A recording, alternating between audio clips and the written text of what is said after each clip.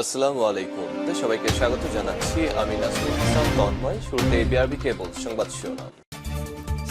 জানিয়ে দিব সর্বশেষ গুরুত্বপূর্ণ আপডেট সংবাদ। শুরুতেই শিরোনাম।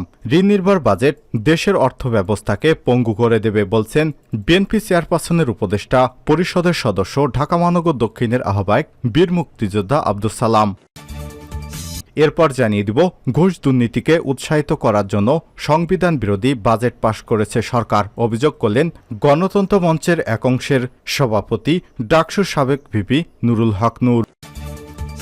এবারে জানাবো ঘুষ দুর্নীতি বন্ধে শ্রমজীবী মানুষের বিক্ষোভ। ঘুষ দুর্নীতি এবং লুটপাট বন্ধ, দ্রব্যমূল্য নিয়ন্ত্রণের দাবিতে রাজধানীতে সাধারণ শ্রমজীবী মানুষেরা বিক্ষোভ মিছিল করেছে। এদিকে হঠাৎ রাজধানীতে ছাত্রদলের বিক্ষোভ। বিএনপির আন্তর্জাতিক বিষয়ক সদস্য ঢাকা মহানগর দক্ষিণের সিনিয়র সদস্য কারাবন্দী ইঞ্জিনিয়ার ইশরাক হোসেনের মুক্তি দাবিতে রাজধানীতে বিক্ষোভ মিছিল করেছে ছাত্রদল। জানাবো হালুয়া রুটির ভাগ লালায়িত বিএনপি নেতাদের ক্ষমতার বাইরে থাকা সহ্য হচ্ছে না। ক্ষমতার হালুয়া রুটির ভাগ বটারার জন্য মির্জা ফখরুল ইসলাম আলমগীর সহ যারা বিএনপির দল গঠন করেছিলেন 1-11-এর পরবর্তী 2 বছর এবং একাধারে নির্বাচিত আওয়ামী লীগ সরকারের 4 মেয়াদকাল সহ 22 বছর ধরে ক্ষমতার বাইরে থাকা তাদের পক্ষে এখন আর সহ্য হচ্ছে না বলে মন্তব্য করেছেন পররাষ্ট্রমন্ত্রী এবং বাংলাদেশ আওয়ামী লীগের যুগ্ম সাধারণ সম্পাদক ড হাসান মাহমুদ। এবং সর্বশেষ জানিয়ে দেব মোদির শপথের তারিখ চূড়ান্ত। ভারতের টানা তৃতীয়বারের মতো প্রধানমন্ত্রী হতে যাচ্ছেন নরেন্দ্র মোদী। আগামী রোববার তার শপথ অনুষ্ঠানের তারিখ চূড়ান্ত করা হয়েছে। বার্তা সংস্থা রয়টার্সের এক প্রতিবেদনে এসব তথ্য জানানো হয়েছে। প্রতিবেদনে বলা হচ্ছে, রোববার 9 জুন সন্ধ্যায় ভারতের প্রধানমন্ত্রী হিসেবে তৃতীয় মেয়াদে নরেন্দ্র মোদী শপথ নেবেন। তার দল ভারতীয় জনতা পার্টি বিজেপির নেতৃত্বাধীন এনডিএ জোটের মুখপাত্র রয়টার্সকে এই তথ্য নিশ্চিত করেছেন। এর আগে ভারতীয় সংবাদ মাধ্যম জানায়, শনিবার 8 জুন প্রধানমন্ত্রী হিসেবে নরেন্দ্র মোদীর শপথ অনুষ্ঠান সম্পন্ন হতে পারে। ভারতে জওহরলাল নেহরুর পরে তিনি দ্বিতীয় ব্যক্তি হিসেবে টানা 3 বারে ভারতের প্রধানমন্ত্রী হিসেবে শপথ নিতে চলেছেন। প্রিয় দর্শক, এতক্ষণ শুনছিলেন সংবাদ শিরোনাম, এবারে বিস্তারিত।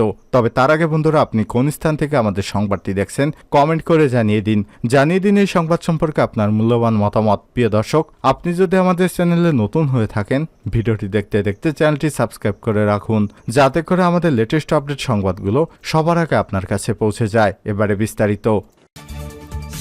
ঋণ নির্ভর বাজেট দেশের অর্থব্যবস্থাকে পঙ্গু করে দেবে আব্দুস সালাম।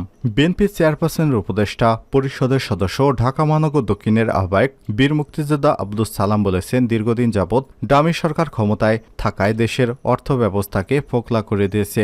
একটার পর একটা ঋণ নির্ভর মেগা প্রজেক্ট দেশের অর্থব্যবস্থাকে পঙ্গু করে দিয়েছে। ঋণখেলাপিদের সংখ্যা এবং টাকার অঙ্ক দিন দিন বৃদ্ধি পাচ্ছে। মেগা প্রকল্পের নামে দুর্নীতি, লুটপাট এবং অর্থ পাচারকে উৎসাহিত করা হচ্ছে। তিনি বলেন, নিয়ন্ত্রণহীন নিত্যপণ্যের মূল্য জনগণের ক্রয় ক্ষমতা নিঃশেষ করে দিচ্ছে। বেকারত্ব বৃদ্ধি, ব্যাংক থেকে বাছবিচারবিহীন ঋণ গ্রহণ সহ আর্থিক কার্যক্রম দেশের মূল্যস্ফীতিকে আকাশচুম্বী করার পাশাপাশি মানুষের জীবনযাপনকে কঠিন করে তুলেছে। এ অবস্থায় 2024-25 অর্থ বছরে বাজেট মরার উপর খরার ঘা হিসেবে আবির্ভূত হয়েছে। শুক্রবার 7 জুন বিকেলে রাজধানীর পুরনো পল্টনে কালভার্ট রোডে গণ অধিকার পরিষদ মশিউজ্জামান ফারুকের উদ্যোগে এক বিক্ষোভ সমাবেশে প্রধান অতিথির বক্তব্যে এসব কথা বলেন সালাম। বিএনপি নেতা আব্দুস সালাম বলেন, সুশাসন মানবিকতার অনুপস্থিতি দেশের তরুণ সমাজকে বিপদগামী করে তুলেছে। শিক্ষা ব্যবস্থাকে জনমানুষের চিন্তা চেতনা এবং বিশ্বাসের বিপরীতে দাঁড় করানো হয়েছে। বিজাতীয় সংস্কৃতি, আবারিত অনুপ্রবেশ শিক্ষাকে আজ ভয়ঙ্কর দিকে ধাবিত করেছে। আধিপত্যবাদী শক্তির বিরুদ্ধে রুখে দাঁড়াতে না পারলে আমাদের অস্তিত্ব সংকটে পড়বে। এ সময় তিনি বলেন, সরকার ঘোষিত নির্বাচনে জনগণ ভোট দিতে চায় না। এটি লজ্জার। ভোটারবিহীন নির্বাচন পরিচালনা করা ইসির অভ্যাসে পরিণত হয়েছে। দেশের জনগণকে জাগতে হবে, এগিয়ে আসতে হবে। দেশে আইনের শাসন, মানবিকতা, মানবিক মূল্যবোধ, গণতন্ত্র ফেরত আনা সহ বিভিন্ন ইস্যুতে জনগণকে ঐক্যবদ্ধ হয়ে ভূমিকা পালন করতে হবে। ঘুষ দুর্নীতিকে উৎসাহিত করার সংবিধান বিরোধী বাজেট। ভিপি নূর প্রস্তাবিত বাজেটকে সংবিধান বিরোধী আখ্যা দিয়ে গণঅধিকার পরিষদের একাংশের সভাপতি এবং ডাকসুর সাবেক ভিপি নুরুল হক নূর বলেছেন, এ বাজেট ঘুষ দুর্নীতিকে উৎসাহিত করবে। এ বাজেট সাধারণ মানুষের জন্য নয়, লুটেরাদের জন্য। শুক্রবার 7 জুন বিকেলে জাতীয় প্রেস ক্লাবের সামনে এক গণবিক্ষোভ কর্মসূচিতে সব কথা বলেন ভিপি নূর। আজিজ বেনজিসহ দুর্নীতিবাজ, লুটেরা এবং তাদের পৃষ্ঠপোষকদের গ্রেপ্তারের দাবিতে বাংলাদেশ যুব অধিকার পরিষদ ঢাকা মহানগরের উদ্যোগে এই কর্মসূচি অনুষ্ঠিত হয়। এরপর একটি বিক্ষোভ মিছিল রাজধানীর পল্টন মোড়, দৈনিক বাংলা মোড়, ফকিরাপুল বিএনপির কার্যালয়, নাইটেঙ্গেল মোড় ঘুরে বিজয়নগর পানির ট্যাঙ্কের মোড়ে গিয়ে শেষ হয়। নুরুল হক নূর বলেন, দুর্নীতি রাষ্ট্রের রন্ধে রন্ধে ছড়িয়ে পড়েছে। দেশে নির্বাচন ভোট গণনা না থাকায় জবাবদিহিতাহীন সরকার প্রতিষ্ঠিত হয়েছে, আর সরকারের জবাবদিহিতা না থাকায় দুর্নীতি এখন স্বাভাবিক বিষয়ে পরিণত হয়েছে। বলতে গেলে দুর্নীতি এখন প্রাতিষ্ঠানিক রূপ লাভ করেছে। হাসপাতালের মর্গ থেকে লাশ বের করতেও ঘুষ দিতে হয়। সরকারি এমন কোনো দপ্তর বা অফিস নেই যেখানে ঘুষ দুর্নীতি নেই।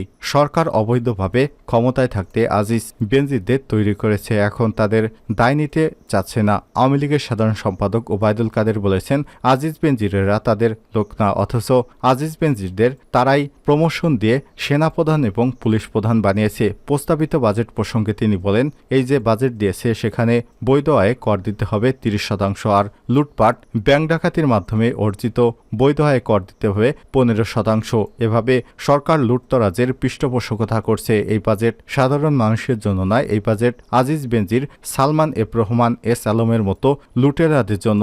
সংবিধানের 20 নং অনুচ্ছেদ আছে, অনুপার্জিত আয় কোনো ব্যক্তি ভোগ করতে পারবে না। তাহলে এক কথায় এই বাজেট ঘুষ দুর্নীতিকে উৎসাহিত করার সংবিধান বিরোধী বাজেট। এ সময় তিনি আরো বলেন, 52, 69, 71 এমনকি দেশ স্বাধীনতার পর 90-এর স্বৈরাচার বিরোধী আন্দোলন, ইতিহাসের সমস্ত আন্দোলন সংগ্রাম তরুণদের কারণে জয়ী হয়েছে। আজকে দুর্নীতিবাজ লুটেরা সরকারের বিরুদ্ধে ছাত্র যুবকদের জেগে উঠতে হবে।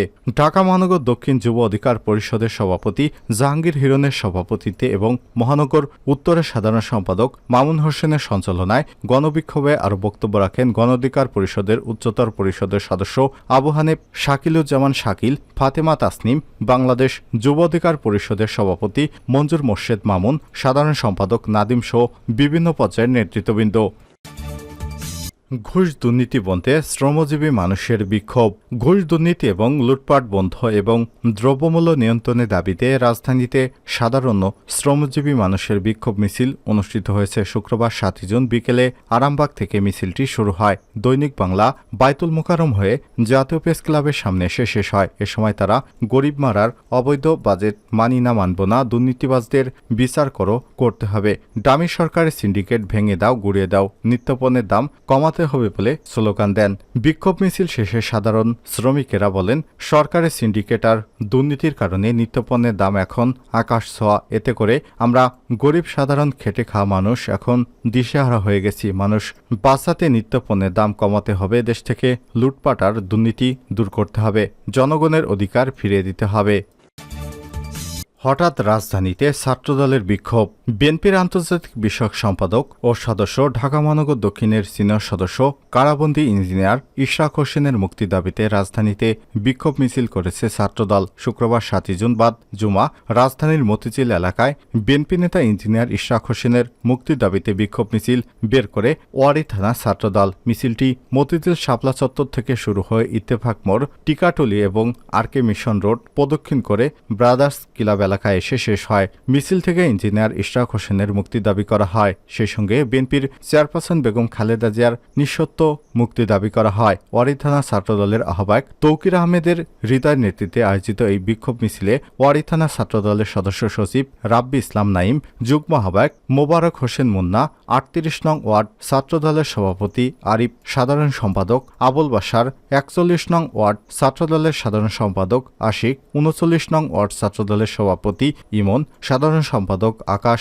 বিভিন্ন ওয়ার্ড ছাত্রদলের নেতাকর্মীরা এতে অংশ নেন। উল্লেখ্য, গত বছরের ২৮ অক্টোবর ঢাকায় বিএনপির ডাকা মহাসমাবেশে সংঘর্ষের ঘটনাকে কেন্দ্র করে সাবেক মেয়র প্রাত সাদেক হোসেন খোকা ছেলে ইঞ্জিনিয়ার ইশরাক হোসেনের বিরুদ্ধে রাজধানীর বিভিন্ন থানায় নাশকতার অভিযোগে ১২টি মামলা দায়ের করা হয়। গত ১৯ মে ১২টি মামলায় আত্মসমর্পণ করে জামিনে আবেদন করেছিলেন ইঞ্জিনিয়ার ইশরাক হোসেন। শুনানি শেষে ১১ মামলায় তার স্থায়ী জামিন মঞ্জুর করে আদালত, তবে পল্টন থানার একটি মামলায় জামিন নামঞ্জুর করে তাকে কারাগারে পাঠানো হয়।